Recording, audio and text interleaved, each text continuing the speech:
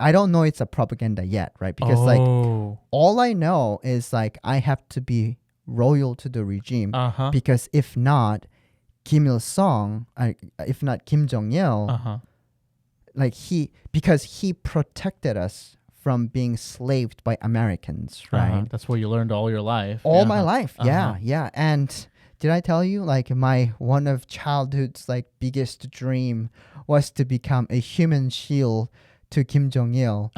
Yeah, that's like 8 years old. Like I want to be a human shield. Like and die for dying your for the leader. Regime is the highest honor I can ever achieve, right? And meeting a Kim Jong Il is like meeting a god. You know, your life will be set in a trajectory that nobody can actually imagine. Something like that. Yeah.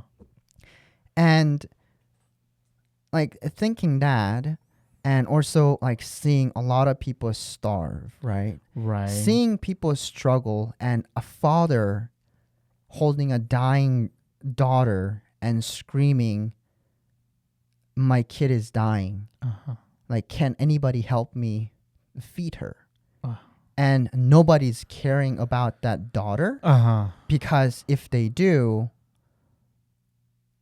they have to skip meal. You know, if people were to help that little girl and this father, like people are not gonna have enough food for their family. Right. They can't physically care, right? Yeah.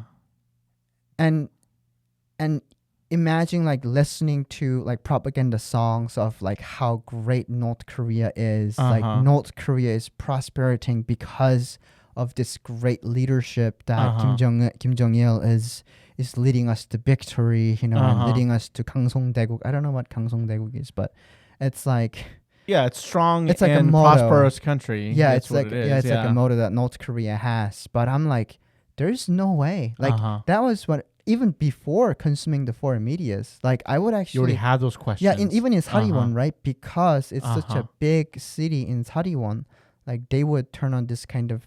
They have to be, because like it's the main, like the third biggest city in North Korea. And yeah, at that point, like watching foreign medias and realizing, I think the regime is really lying to us. Like I don't think these movies are lies. I see. You know, and so it was a validation for you to realize, I see. So I was already suspicious. That is correct. So there's some disconnect between what they're telling me and what the reality is.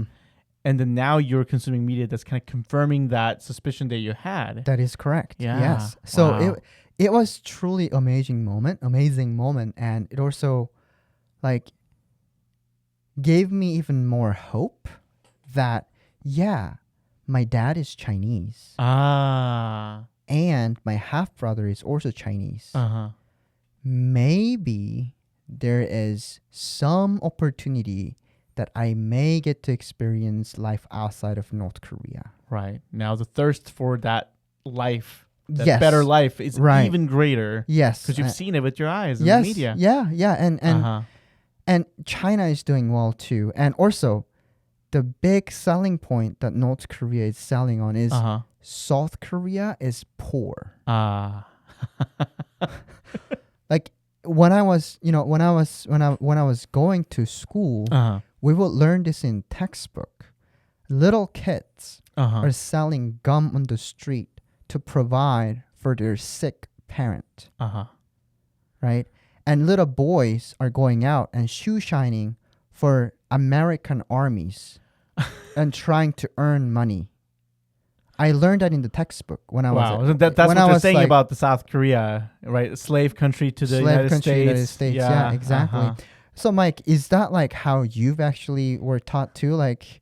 Or is that your experience? Did you ever sell gums in South Korea, or did you ever have to shine shoes? I bought a lot of gum from stores or fully stocked. 20 different flavors. That's